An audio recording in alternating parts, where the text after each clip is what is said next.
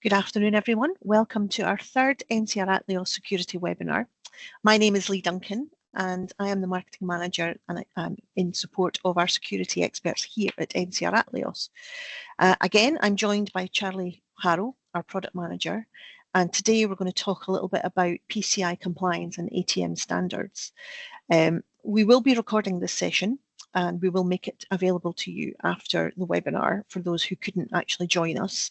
We do have a Q&A function. Please pop your questions into the chat function in the Q&A function, and we will address those at the end.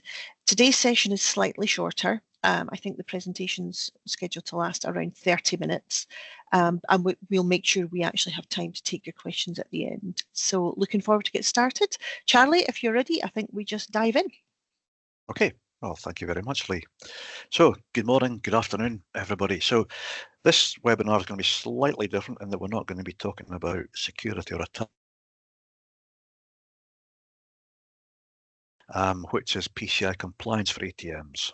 So, PCI compliance can be quite a wide subject, but this is going to be unashamedly all about how PCI compliance affects the ATM directly. So what we'll do today is we'll talk a little bit about the PCI Security Standards Council, who they are, what they do and don't. Again, the scope of what PCI compliance means for ATMs, the standards and the scope. Some other bits and pieces is also in the scope because this whole subject is acronym laden, so Tier 34s and Tier 31s.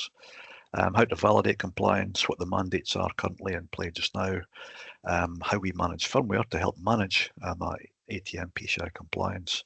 Then we'll review the ATM roadmaps and timelines, and finally a call to action about what you all need to do to be compliant with PCI standards at ATMs.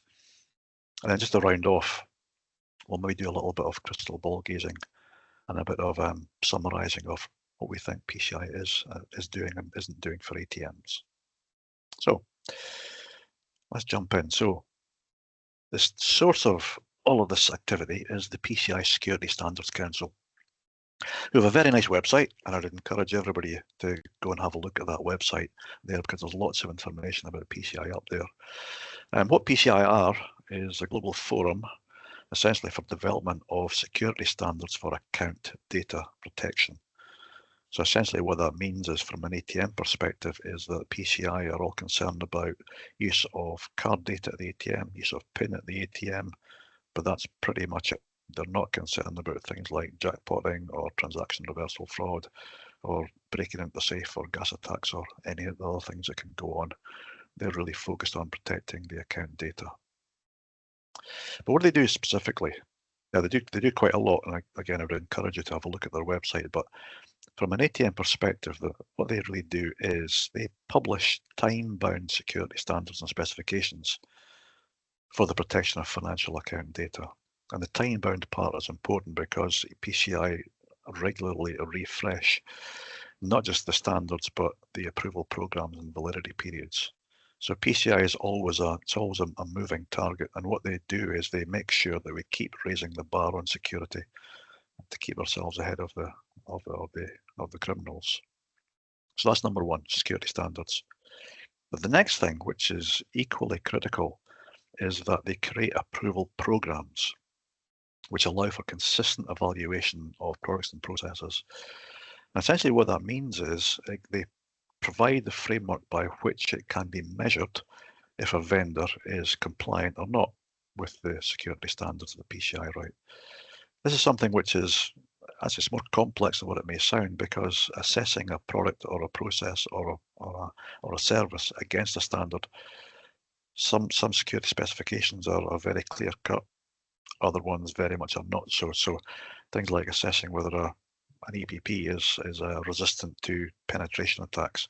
You'd have to define what a penetration attack is, how to penetrate it, what sort of tools, what sort of skill levels, how long you're allowed to do it, all sorts of things. And then the last thing is you need to then decide who are the organizations who are permitted to do these evaluations. So the other thing PCI do in conjunction with these programs is they accredit labs, they accredit assessors, and they test that the assessors and the labs are testing products and services consistently. So that's crucial.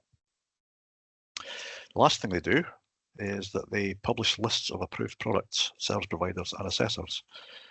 So if any of NCR's customers need to know about which of NCR's products and services are PCI compliant, then the way you would check is you go to the PCI website and have a look for our listing.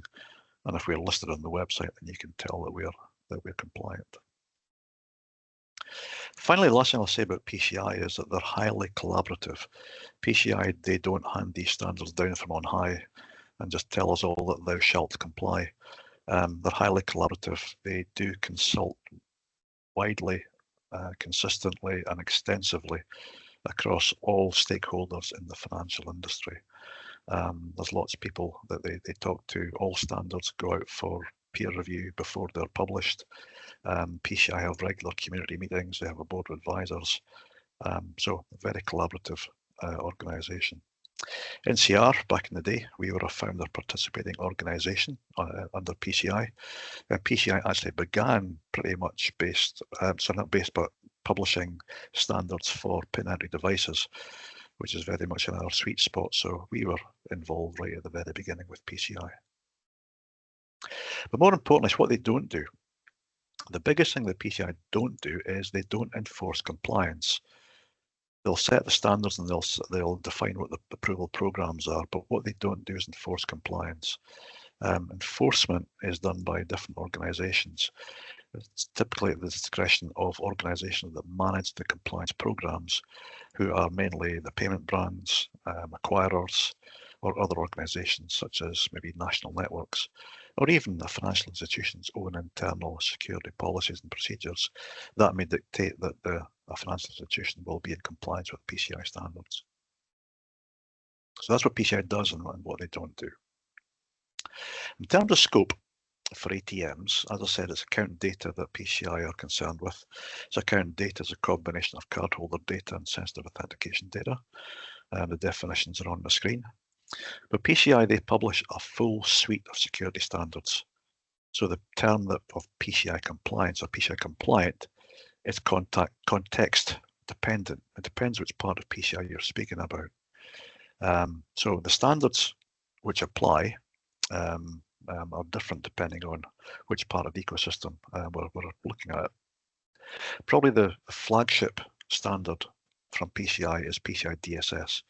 That's the one that's probably best known, and that's the one that covers card data security. DSS stands for the Data Security Standard.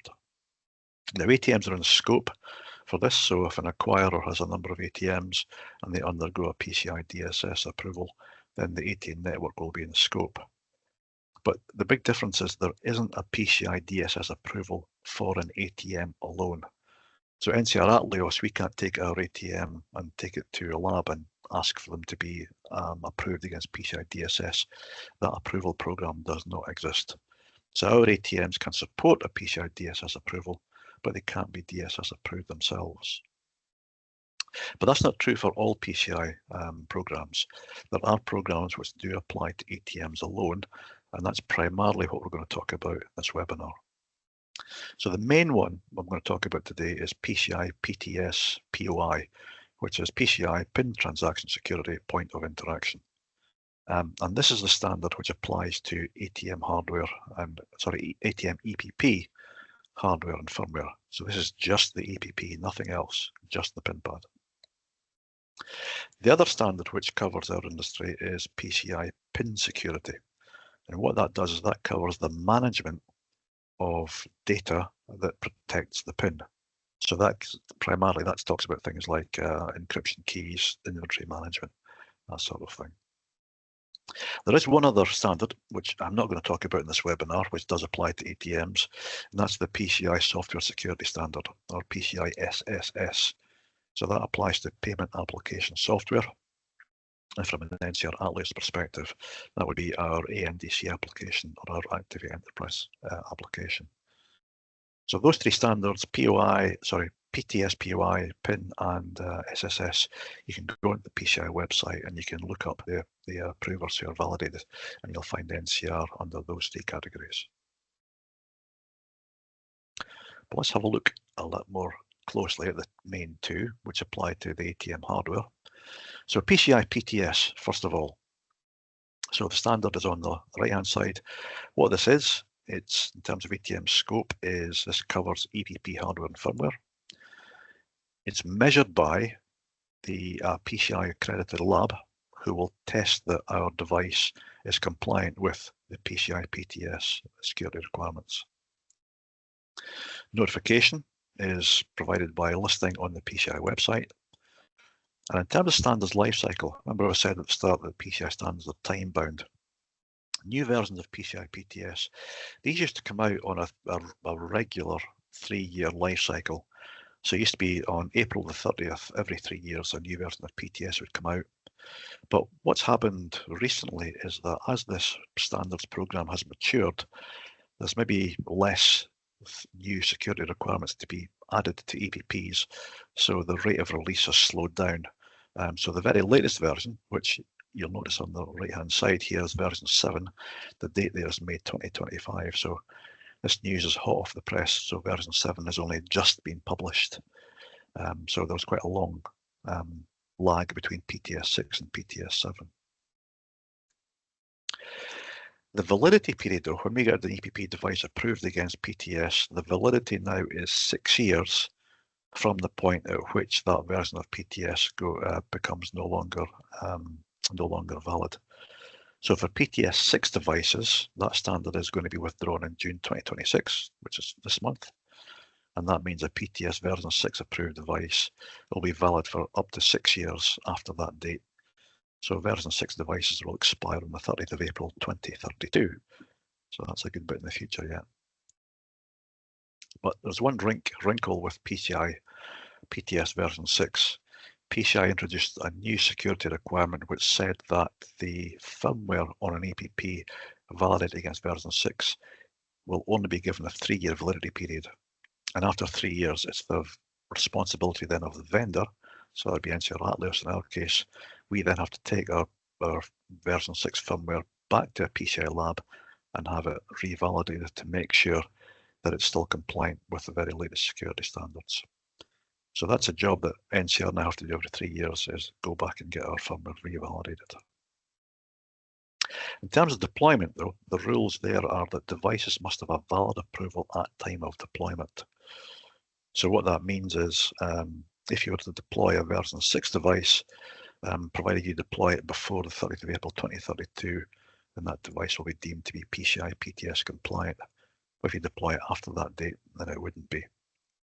But crucially, deployed devices are not required to be removed on approval expiry. So right now, it's quite common for a lot of our customers to have a mixed base of PTS 3, PTS 4, PTS 5, PTS 6 devices. And for the ones which are expired, you don't have to remove them, provided they were deployed while that approval was still valid. So that's PTS. That's probably the main one. The next one we need to talk about is PCI PIN security. So what this is in terms of ATM scope is, if you're an acquirer, this will cover the management, processing and transmission of PIN data for ATM transactions. So it's how about all that whole process is managed. For NCR Atleos, though, as a manufacturing vendor, the scope of PCI PIN for us is how we operate our certificate authority, which is the system that we use to inject keys into EPPs when we manufacture them, and the HSMs that we use, our key injection processes, and our inventory management of devices before we sell a device on to an end customer. And at that point, the responsibility for inventory management will then pass to the ATM owner or the customer. PCI PIN, though, is measured, it's not by a lab, this is measured by a QPA, a qualified PIN assessor. And the QPA does this assessment in the form of an annual audit. So they go around all of our sites. So NCR, we have 4 sites which are involved in the manufacture of our PIN security devices.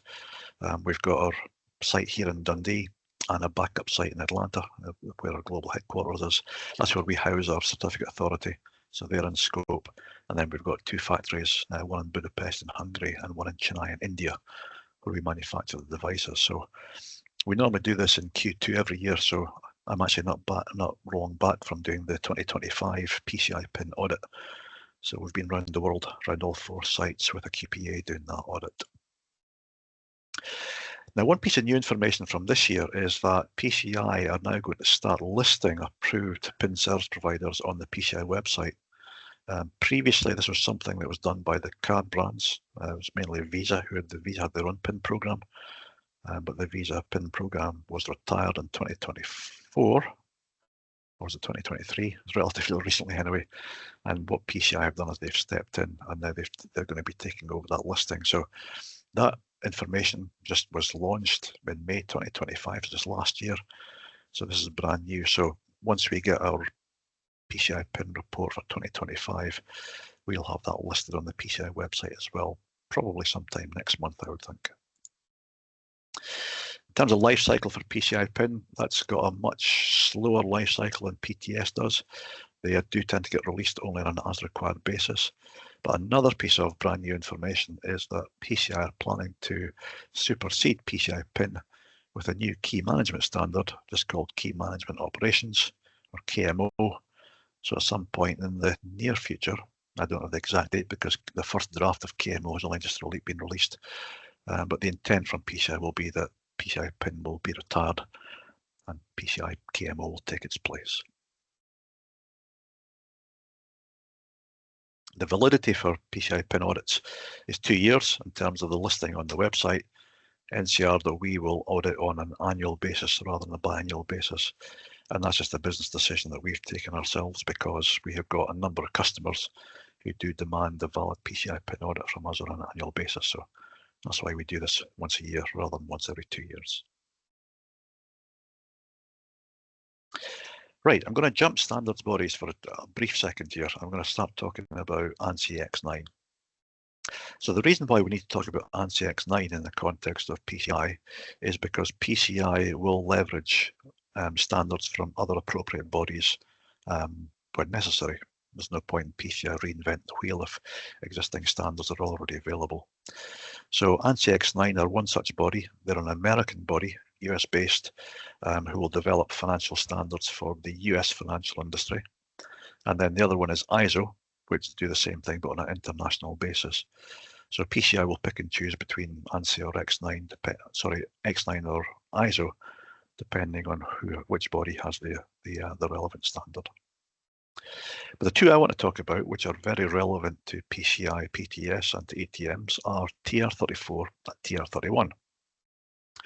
Now, what these are technical reports. That's what TR stands for, technical report, published by ANSI X9. Technical report number 34 and technical report number 31. The numbers don't mean anything. They were the next number available on the list at the time that the report was released. So there's no significance to the numbers. It's not like 34 is a higher version of 31. It's just different numbers.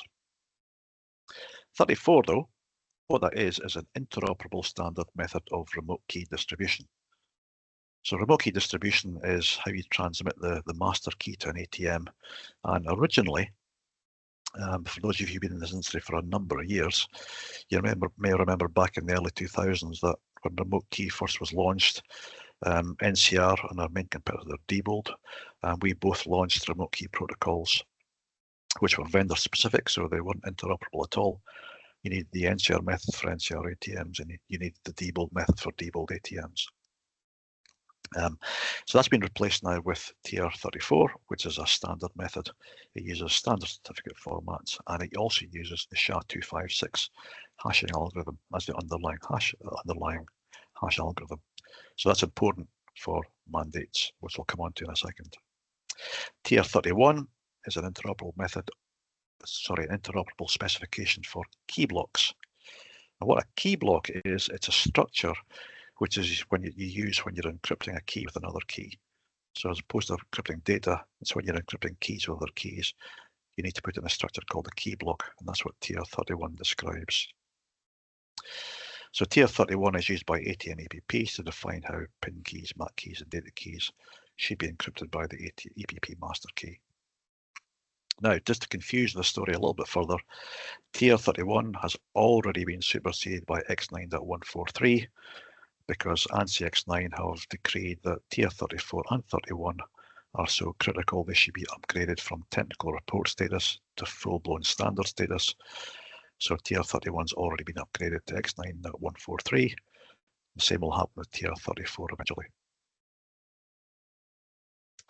And of course, we are members of the committee that produced both 34 and 31.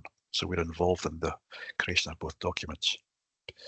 But just to show you on diagrammatically where these fit in, so this is how an ATM key management works when you plug an ATM to an acquirer. So the acquirer loads the master key through remote key management, the PIN key encrypted by the master key, which allows the ATM to return an encrypted PIN block. So this first key load, that's what TR34 is used for. And the second key load, that's what TR31 is used for. So that's where they fit in. So next thing we're going to run through is how to validate PCI PTS compliance of an EPP. So this is very simple. All you have to do is navigate to the PCI website. You're looking for approved PTS devices on the website. And the way you find that is by clicking on this thing on the banner there, Products and Solutions listing. If you go in there, you'll find approved PTS devices. Search for NCR Atleos, and you'll see a listing which looks like this. And the way that you validate PCI compliance is you must check that three things match your EPP. So which is the model, the hardware number, and the firmware number. They have to match exactly. So from the website, there's the model number, hardware number, and firmware number here. So this is for an EPP4. Now you can see there that some of these numbers have X's in them. X's are wildcards.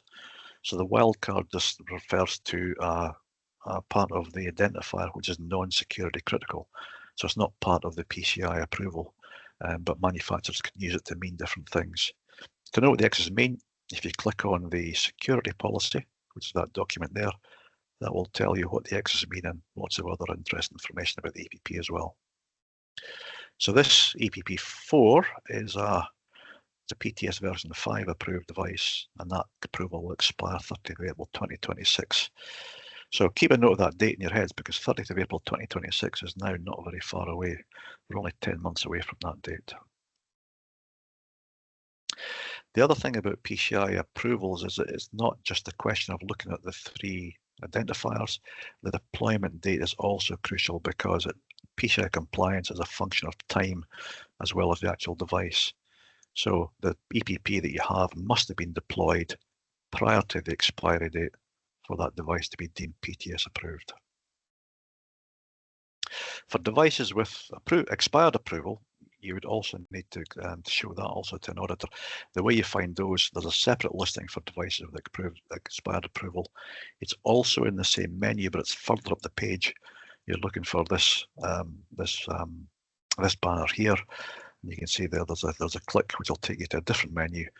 You do the same thing there, search for NCR Atleos and check the model, hardware and firmware, and also the date of deployment. And that then lets you know about devices with expired approval. The way you get the information from an EPP though, there's two ways to do it. One is to turn the EPP over and look at the information on the back panel. That's not always very convenient though for an EPP, which is an ATM. So for EPPs in ATMs, the way to do it is to either, you can pull information through the Windows management channel through XFS, or you can look on the back panel using SysApp. And in there, we have a menu option for PCI audit information, and there you can show there the make, the hardware and the firmware versions. If anyone's looking at this closely, you'll notice that this PCI firmware version is GER40 rather than GLBL01. So this device here is not a PTS5 approved device.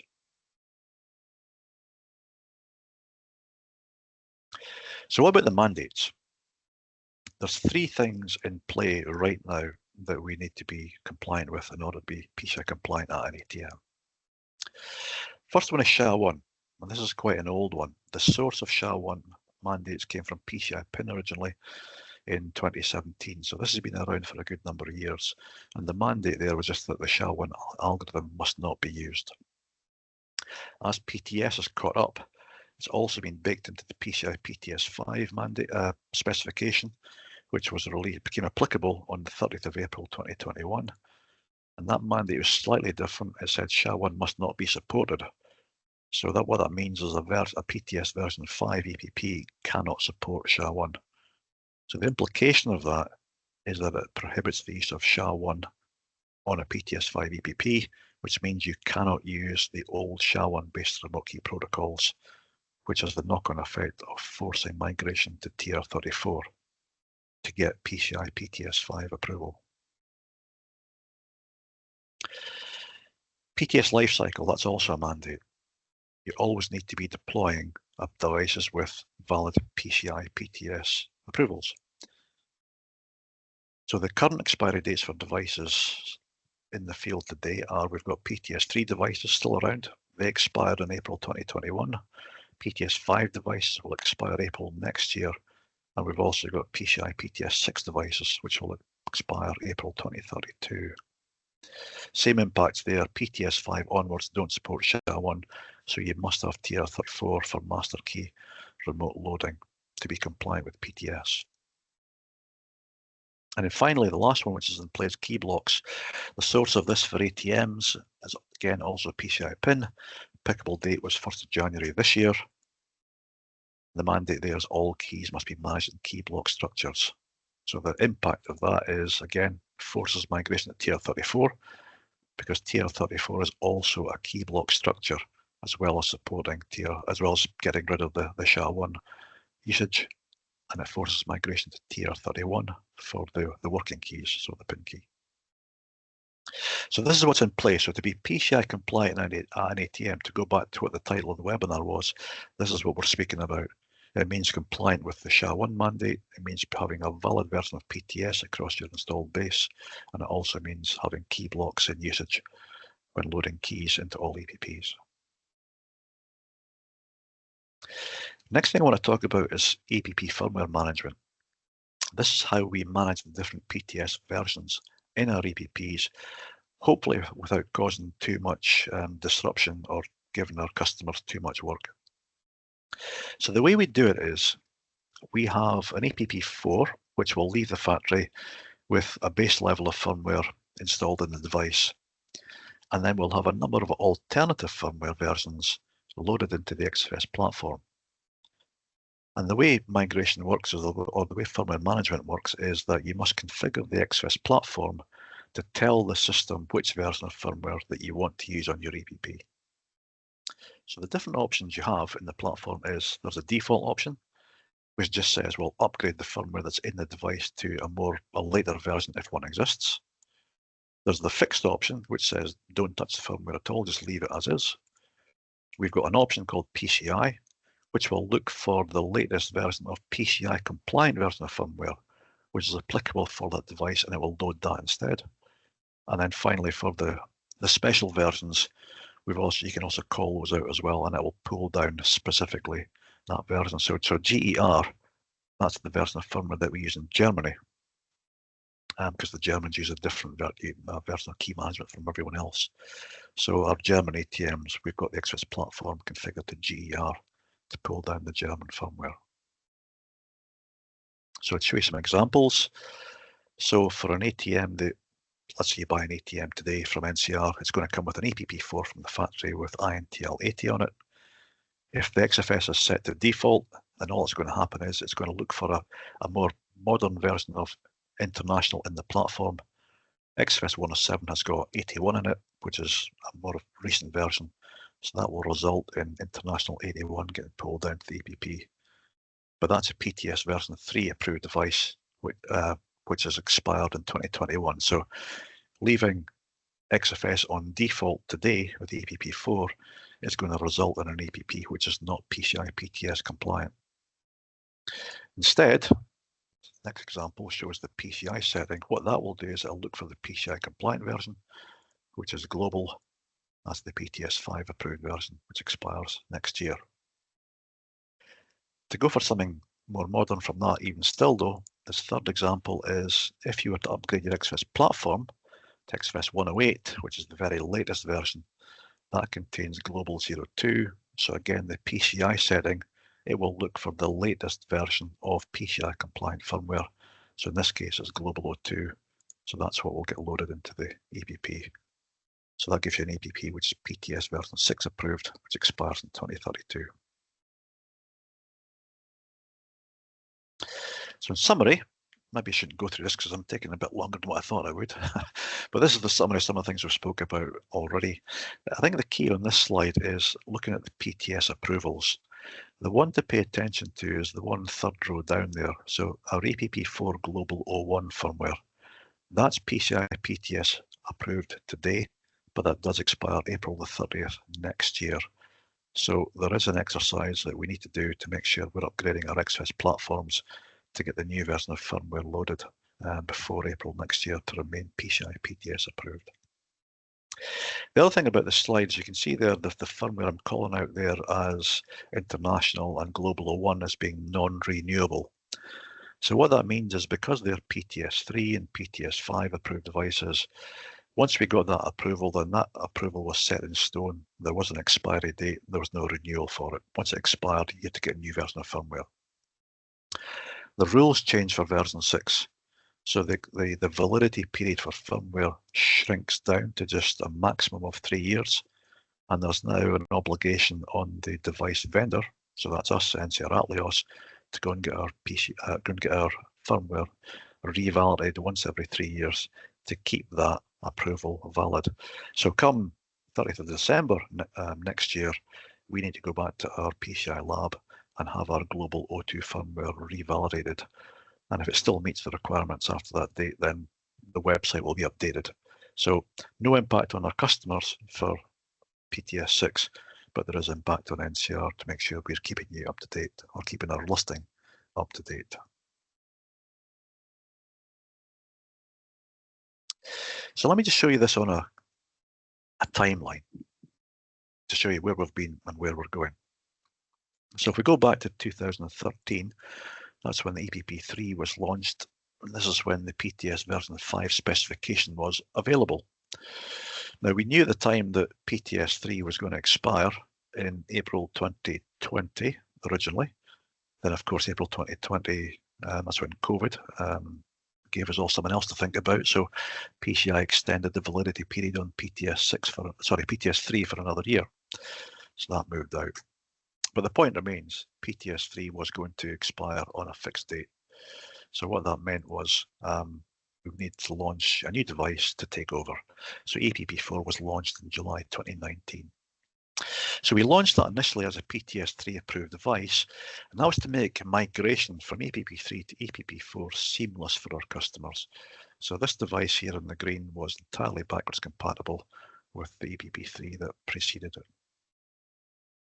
But April 2021 came along, PTS3 expired, so that meant any customer still with an APP4 running international 80, you're no longer PCI compliant if it was deployed after that date. Instead, what we need is APP4, so same hardware, but just with different firmware to give us our PTS5 approval. So that's what that looked like. So the idea of this roadmap is always to stay on the green arrows. The green arrows are the ones which are compliant as we go forward in time. PTS5 will expire April 2026, which is next year. That's when PTS5 disappears. The PTS6 standard also became available after PTS5 expired. So we started to think about what do we do in terms of roadmaps. Now, normally PTS version 6, we would have expected that to expire around about 2023 and version 7 to be released around about 22, but it didn't happen. So instead, PTS 6, that date started to drift out and out and out as version 7 was, maybe delayed is the wrong word, but because there was no pressing security requirements to go into version 7, PCI didn't publish version 7. So what we decided to do at NCR was, because that expiry date for version 5 was hard and fast set in stone, we decided to go ahead and just certify a version of firmware against version 6 to keep us going until version 7 came along from PTS. So that's what that looks like there. So there's a PTS 6 approved version of firmware. So the other mandate which is in play around about this time was earlier on this year. That's when the key block mandate comes into play.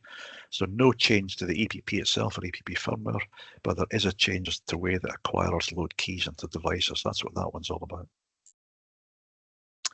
June 2025, that's us now, that's us sitting here, so we are roughly about in the middle of this chart. Looking forward, we know that that version of firmware will expire December 26, so NCR will then be obliged to go and recertify the same firmware to extend that certification. That gets us another 3 years, and these certifications always expire on December of the 3rd year after approval. So that's why those dates are like that. So we need to do the same thing again to take us out to April 2032. And April 2032 is when the PTS 6 approval expires.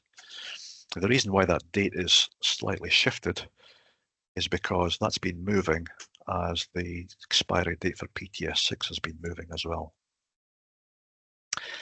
Anybody who stays with Global 01 on their EPP4s beyond April next year, of course the device will still continue to operate, no issue with that. But if you deploy a device with Global 01 after April next year, then it will no longer be PTS compliant. You need to upgrade the firmware to Global 02 for those devices deployed after next year. And finally, just to bring the story to a close, the one thing which has just been released, again, hot off the press last month, PCI finally released PTS version 7, so we've now got clarity about what's in that document. We've also got clarity about the expiry date of PTS version 6, which then leads on to the final date here of device approvals in 2032. So the last thing which I don't know is when PTS version 7 will expire. That's still TBD. PTS version 8 will be along at some point. We just don't know just quite when at this moment.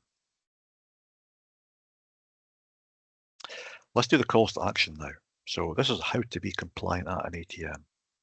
So the mandates in play: no SHA-1, PTS must be valid at time of deployment, and you must use key blocks. So step 1, deploy TR34 to eliminate SHA-1. That's the way to comply with the SHA-1 mandate. And the way to do that is most of the work is at the key distribution host of the acquirer, the KDH. So number 1 is the host has to be ready to deploy TR34. The host has to get a TR34 certificate from NCR by going through our key signing process. Then a new master key has to be pushed using TR34. Step 2 is to switch your EPP4 from international to global firmware. And that's crucial because, if you remember, international is only approved to PTS version 3, which expired in 2021. So to be fully compliant with the SHA-1 mandate, that does mean updating the firmware as well. The way to do that is to change the configuration of the XFS platform, set it to PCI, and then that will then pull in Global 01 on next reboot. But it will also leave your EPP3s on international. It won't upgrade those. I would recommend that's done as a final step of any TR34 migration project, but it doesn't have to be. It could be done at a later date. But if anyone who has migrated TR34 and hasn't gone to global, are thinking about doing that sooner rather than later.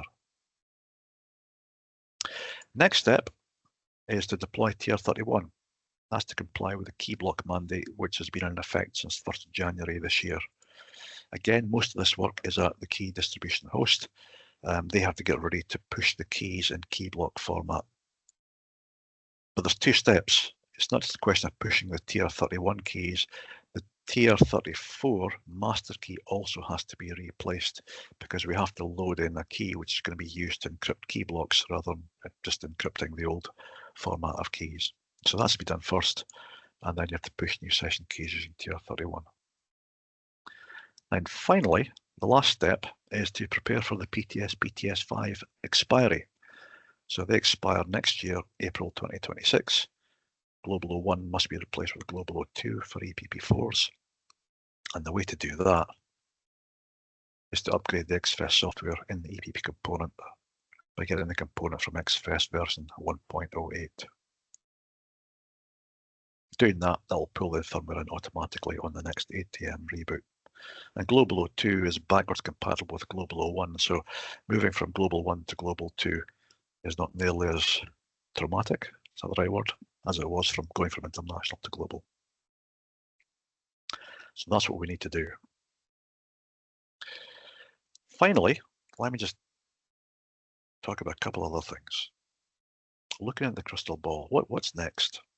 well, I don't know for sure, but we do know some things are changing in the world of cryptography and devices for ATMs. One thing we do know is that our PTS6 approval will expire in 2032. So it's a long way away yet, but it will expire. So, but what will that expiry mean? Does that mean we'll need a firmware upgrade to get PTS7? Does that mean PTS8 might have come along, which is forcing hardware and firmware upgrades? Don't know.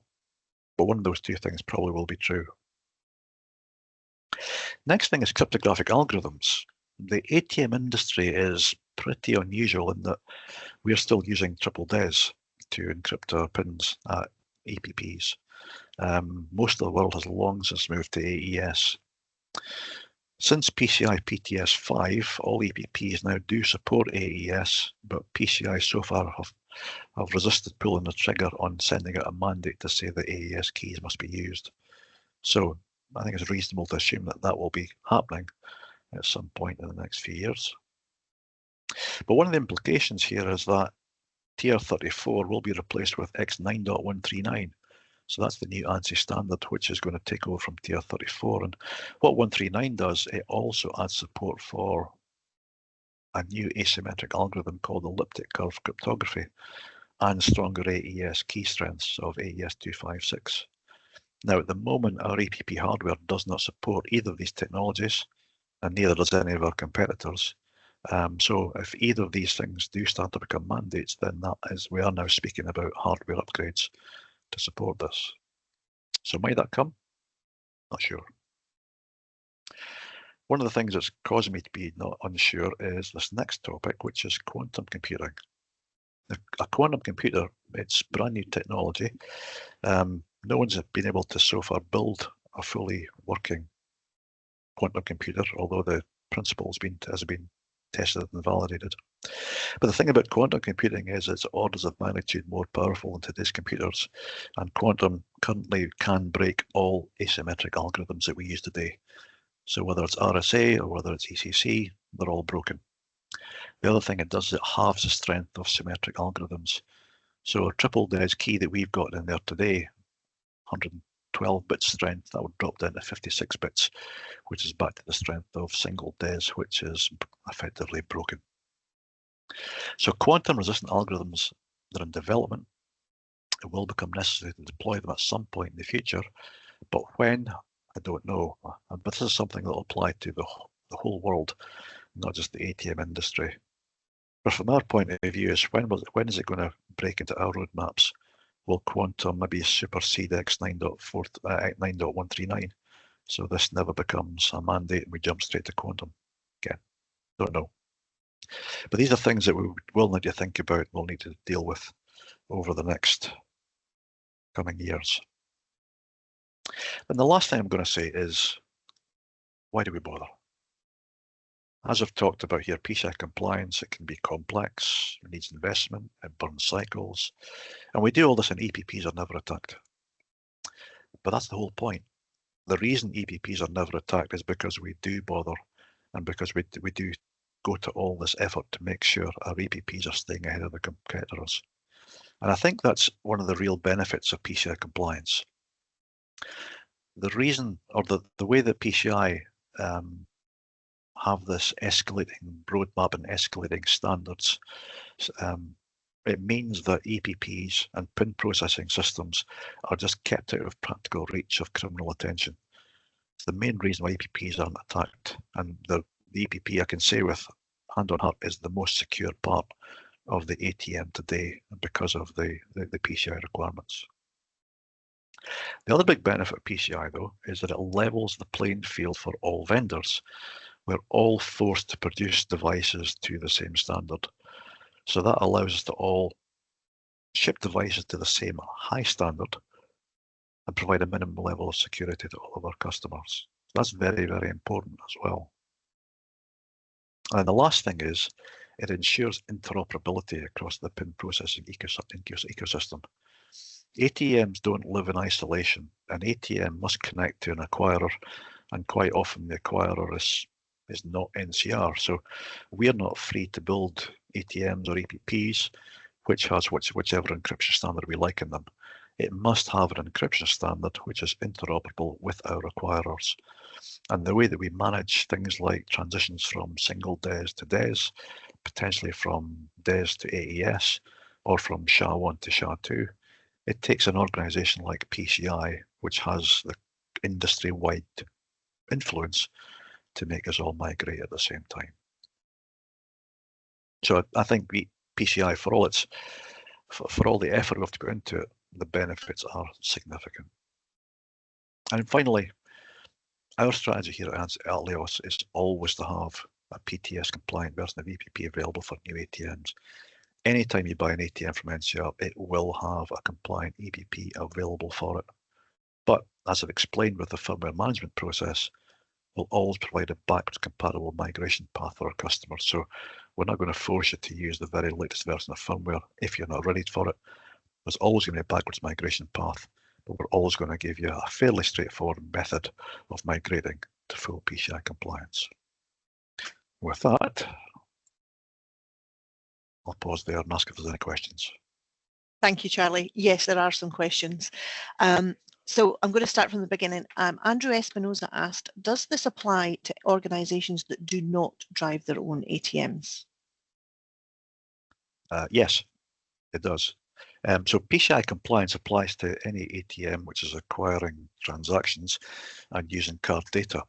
But like I said at the start about who enforces it, it depends on who your enforcement body is. So whether you care about card brands or whether you care about a network or an acquirer or even your own internal standards, that's what drives whether you have to or whether you don't have to. But the PCI standard itself, it applies to every ATM. Okay, thank you, Charlie. We also have a question from Kathy Wilson. She asked, what does TR34 stand for? I'll ask that question first, and then there's a second question. So answer that first. TR34 stands for Technical Report Number 34. Perfect. Not very helpful. Short and to the point. Okay. And she's also asked, what does the SHA abbreviation stand for? Oh, yeah, my apologies. I'm guilty of using acronyms and not explaining what they are. So SHA, SHA, Secure Hashing Algorithm. So what a hashing algorithm is, it's a one-way function which doesn't use any keys, but what it does is it can compress a piece of data down to a fixed length. And the key property of a hashing algorithm is that it's a one-way function. And what you try and do is make sure that for any given input, you can have a different output. But the tricky thing about hashing algorithms is because they've got essentially an infinite number of inputs for a finite number of outputs, there's always the potential for collisions. So the strength of a hashing algorithm is all about trying to make sure that attackers can't engineer collisions with a hash. It's important for us because that's how we do digital signatures, which we need to authorize key loading messages to the ATM. So if you change the hashing algorithm, that all ripples through the whole process. And that then says you can't use the original remote key loading systems, which means we can't use the original remote key loading keys, which means we need to start using different EPPs, and it can have huge ramifications. And I think that's why the change from SHA-1 to SHA-2 was such a big deal for a lot of us. Yeah, okay. Thank you, Charlie. One last question. What happens if we're not PCI compliant? Okay, that goes back to maybe the first question. So it depends who's policing your systems. The one organisation that won't come chasing after you is PCI themselves, because they don't enforce this. They will just set what the standards are and what the compliance programs are, and when something's valid and when it's not. But if you're not PCI compliant, as I say, that depends on whether you're under obligation from, say, a card brand to be PCI compliant, whether you're under obligation from an acquirer to be PCI compliant, or maybe a national network to be PCI compliant. Or as I say, it could even be your own internal security policy, which might say our policy is to be PCI compliant. So they're the things which drive you to be PCI compliant. But there's no PCI police who are going to knock on your door at midnight one day and say, "Hey, you." But it could be that there are fines, at somewhere, presumably. Would that be fair? There could, you could incur fines?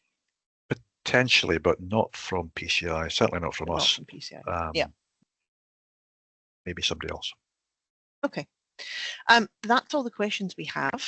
Oh, no, maybe not. We may have a second question coming in. Hold on, please. Oh, no, Kathy's saying thank you. Okay, good.